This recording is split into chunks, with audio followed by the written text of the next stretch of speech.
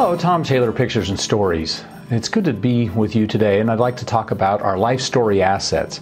This is really one of the most important elements of putting your life story together, because when you think of how important pictures are, open up any book, and where do your eyes go? Often will go to the pictures. Think of your own book. You want to draw the reader in, and our minds really think in pictures, and so pictures are important, as well as other images and documents. If you look at a book that has just text, versus one that has some pictures, it often draws us in more, and it gives us more information. Often it's been said that a picture's worth 1,000 words, so put a few pictures in that go with your text. We've talked about the principle of what we call a life story ladder, and that's where you, as you're building your life story, you think of all the different stories, and you move upward, and then we want to gather the pictures. After all, we're called pictures and stories because we put these things together. And as we make these connections with the pictures to stories, that's how we can move onward and upward by using both rails of the pictures and the stories, and the connections between them. We'll often see a picture now, we'll think of a story, or we'll think of a story and think, well, that could be supported by a picture, and so they're important to use together. One of the important things is to take our pictures that are appropriate and make a selection of those, and why we start with purpose, to tell the stories we want to tell that we think are important, and when they're backed up with a nice story and a picture that goes with it, that's what we call the sweet spot. So I'm going to talk a little bit about the sweet spot of finding those right pictures that go with the stories that match that purpose. So sweet spot, that's talked about in the How to Save Your Life guide. I created a book called Jeep Adventures. Some of my early adventures in sometimes the back of a Jeep. A Jeep was the first car that I drove. It was also my first word. I mean, a lot of people, it's mom, dad, something, but mine was Jeep.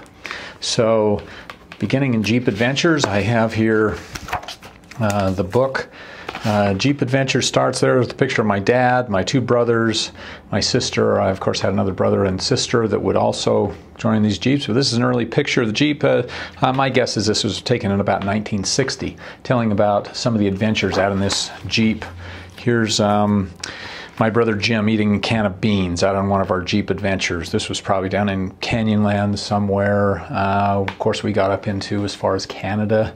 Here's pictures up by Glacier, down into Mexico, got down into Baja. Oh boy, that was one of my most memorable adventures, is going down to Baja in a Jeep. It took several weeks. The summer, I think I was 7. And boy, what a great adventure that was. So some of these tell about my love for the outdoors, the things that are important to me, and Jeep being my first word. So my pictures, stories, and purpose all line up there. The McNaughton family wanted to create a book about their family and about growing up on the farm, and be able to pass on to future generations what farm life was like, the importance of hard work. So here's a picture showing the barns and some of the cows. They had dairy cows and going out and milking, and so it's important to have a picture of the old barn and the cows. Important part of their story and experience. One of the things they talked about, some of the stories they told, were about farm animals. One of the stories was about Anne riding a horse called Kitty. And so here's actually a picture of Anne and her sister Nina and her brother Bill on Kitty. It's nice to have that where they're talking about telling that story.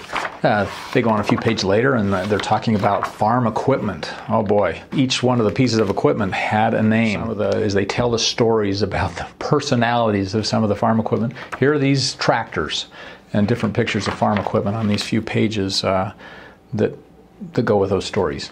One of the stories they told was about the family outings, the family gatherings they had, and how they'd take the truck and go up into the mountains and have a picnic, and how, let's see, it was Anne stepped on birthday cake. So there's a nice picture of them going up to that picnic in the truck, and some of the pictures they have. Now, we don't always have pictures that go with the stories, but when they all come together where you have pictures that go with the stories that are part of this purpose, that's a sweet spot, because they all really go strongly together and reinforce each other. So as you're gathering up your stories, creating and writing them, and thinking about which ones you want to tell, and you have your pictures, see if you can come into that sweet spot, because there's real power, and that will make your book more interesting for the reader.